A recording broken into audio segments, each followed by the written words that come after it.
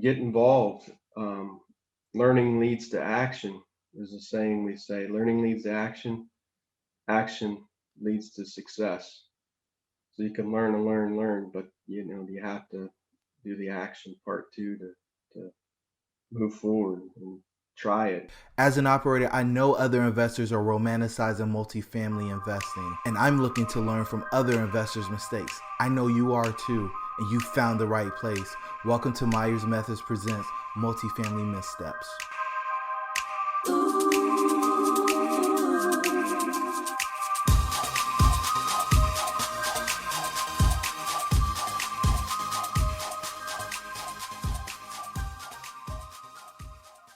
Hey, everybody, and welcome to Myers Methods Presents Multifamily Missteps. I'm your host, Jerome, and I've got the pleasure of having Richard Fowler with me today. Richard, how are things in your part of the world? Where you at, man?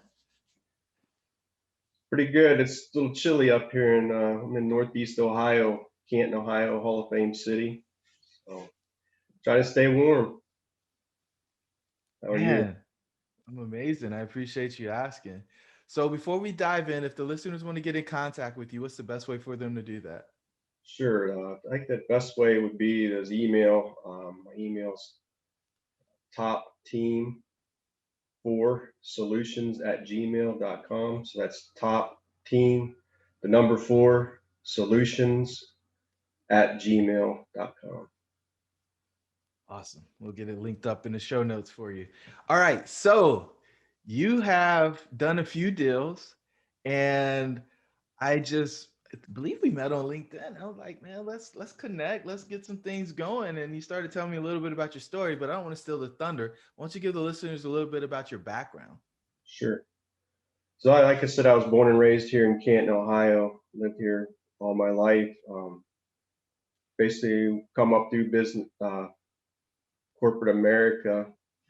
Got my business degree, worked my way up to the company, and in 2011, they tapped me on the shoulder and basically said I was part of an experiment, pretty much. And so I worked at the University of Akron for another 7 years with that company. It's doing the same thing, but at that time in 2011, when they did that, I lost my retirement.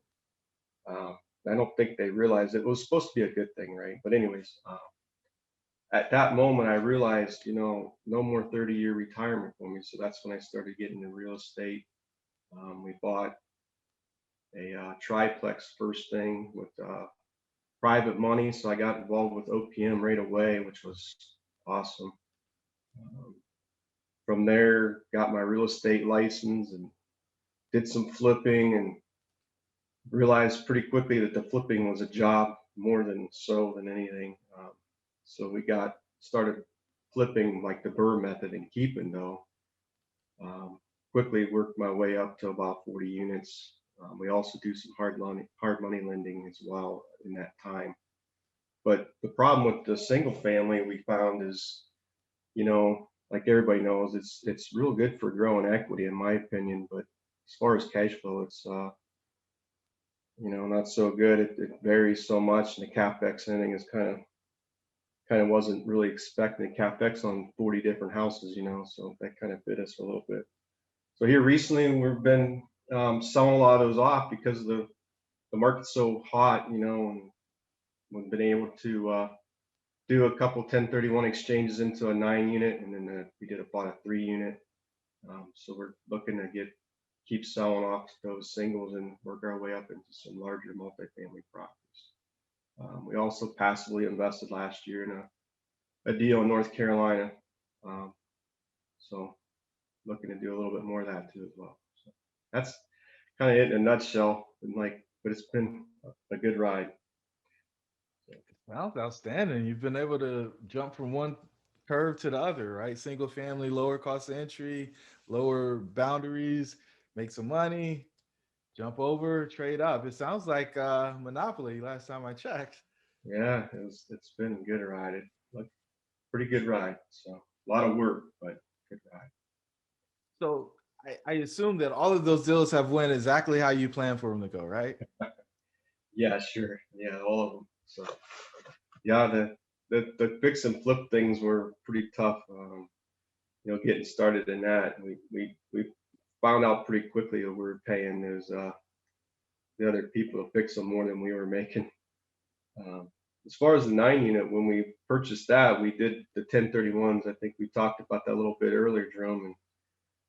And what we didn't realize is some of those houses we have in different businesses and different names. So we have multiple LLCs. When we sold, we 1031 two of those properties into this 9 unit property. Unfortunately, like I said, we didn't realize that those were in two different names.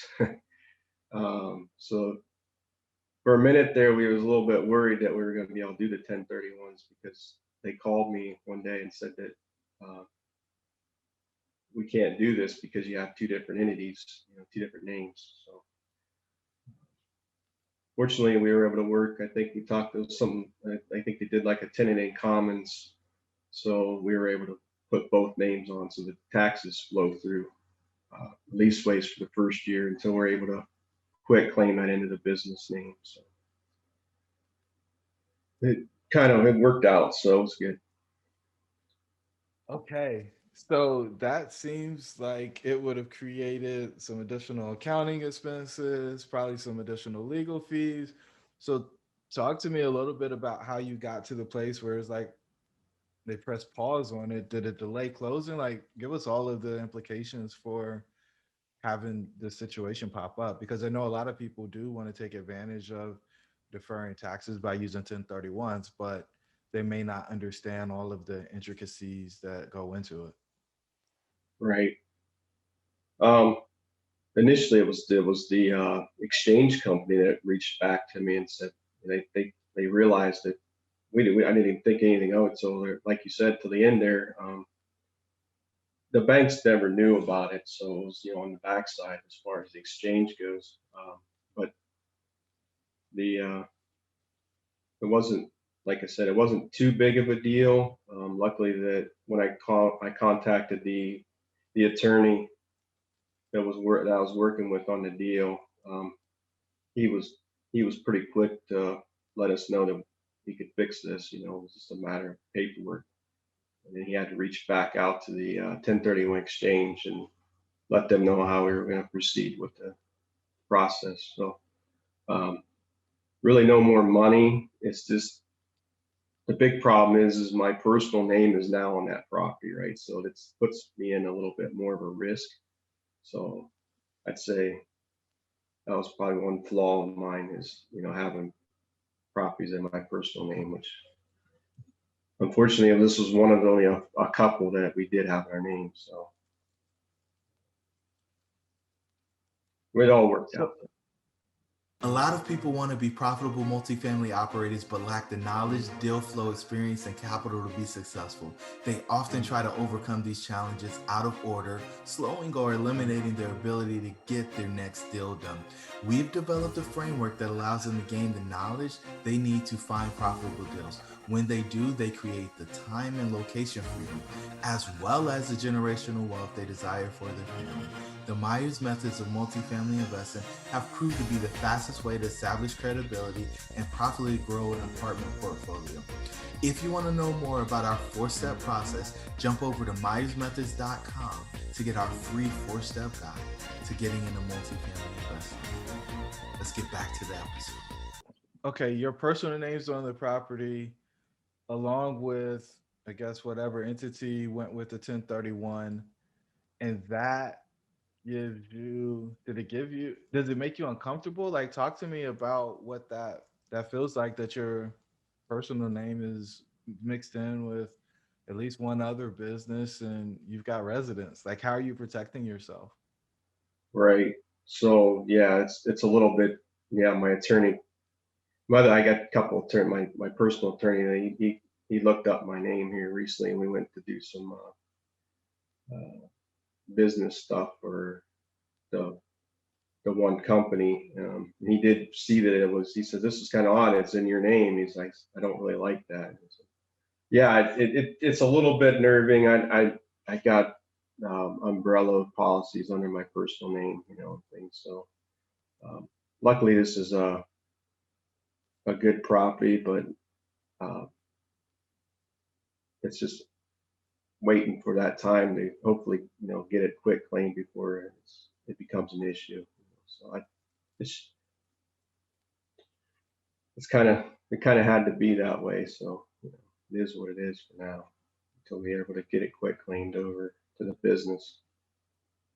And so for the listeners who don't know what click claim means, would you be able to break that down for us? The quit claim is just it's a deed, quit claim deed, they call it. So you're able to just basically change the name on the deed to another entity. Um, I'm not sure if I can explain much more than that. It's just a way to transfer name of the property quickly with less cost, I guess. Okay. Okay. And so I guess the last thing on this thing is you said that the attorney said basically, hey man, don't worry about it. I can get this fixed. All I have to do is do a little bit of paperwork. Do you know what that paperwork said or did that allowed you guys to get this thing done? Yeah, so basically it was based on the amount per each 1031. So the one house sold for, I think it was 125,000, and the other's house sold for 60,000, say. So based on, those sales and the percentages is how we proceeded with the 1031 exchange. So the one with the 125,000 had a majority ownership versus the personal, which was less. So they basically put the name and the property into the name of each entity and the percentage that was correlated to the 1031 exchanges as far as value. Because I believe some people don't know, and I think, uh, that you have to exchange like kind, but also it has to be valued more, right? Is my understanding. Also, you have to I believe you have to get more, either more debt or the same. You can't get less debt, which I, which is surprising. That was kind of new for me. I didn't realize there was, there is a lot to learn before you do this. So we also did another thing we did a cost segregation on that property, and long story, but I think maybe we wouldn't even needed to do the cost segregations or I'm sorry, the 1031 exchanges. If we would just did the cost segregation, I think we would have got the same results. So at the end of the day, um, maybe I spent some more money than I should have. I still need to look into that some more and see if the cost segregation would have been just as good as doing the 1031 exchange on that building. So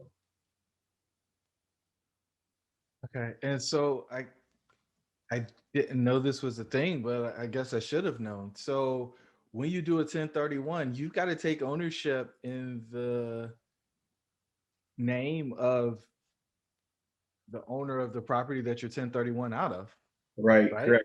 Yep. And I didn't know that either. That was because the taxes for tax purposes has to flow through that entity.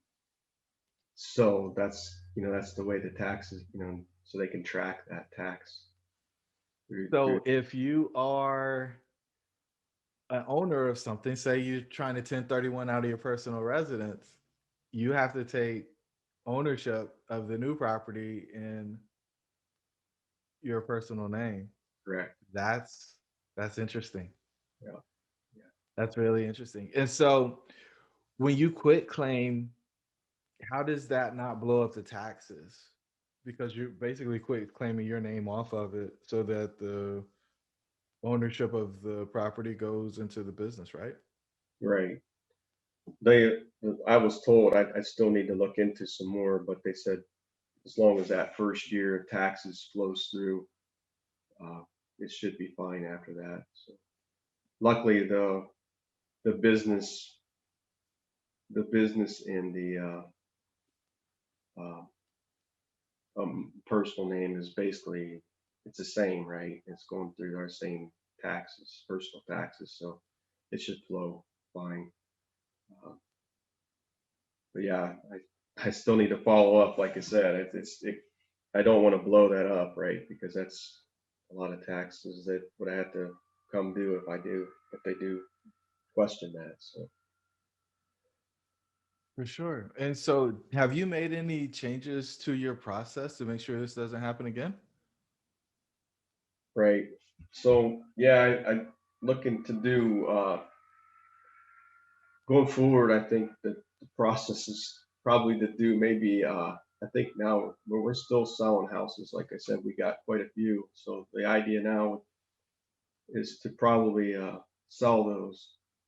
But I don't think I'm going to do the 1031 exchanges. I'm probably just going to collect those monies and then buy a building and do the cost segregation going forward.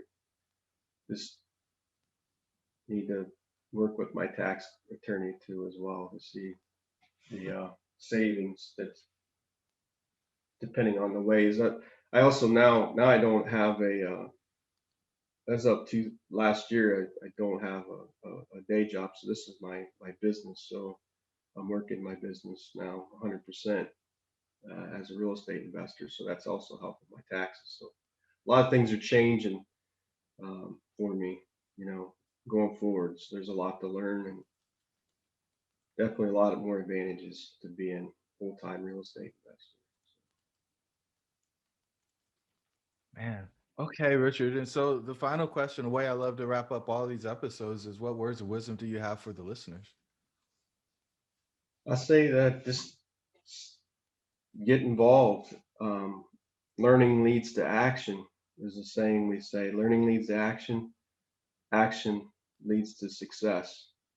So you can learn and learn and learn, but you know you have to do the action part too to move forward and try it. Like you have to give it a try and always try new things. You can be willing to learn because um, we do this stuff for knowledge. You know, so knowledge makes you wealthy. Knowledge makes you wealthy. I love it. Richard, thank you for being so generous with your time and sharing your lessons. We haven't talked about TICs or 1031s at all on this podcast. So I appreciate you opening up our eyes and giving us some insight. I definitely learned something today. I'd never connected those dots. So look forward to talking to you soon. And to the listeners, the pack is with you. All right. You made it to this juncture, so you really love what we shared on this episode of Myers Methods Presents Multifamily Missteps. Do us a favor, give us a 5-star rating, give us a review, and share this with somebody who's interested in multifamily investing. Until the next time, the pack is with you.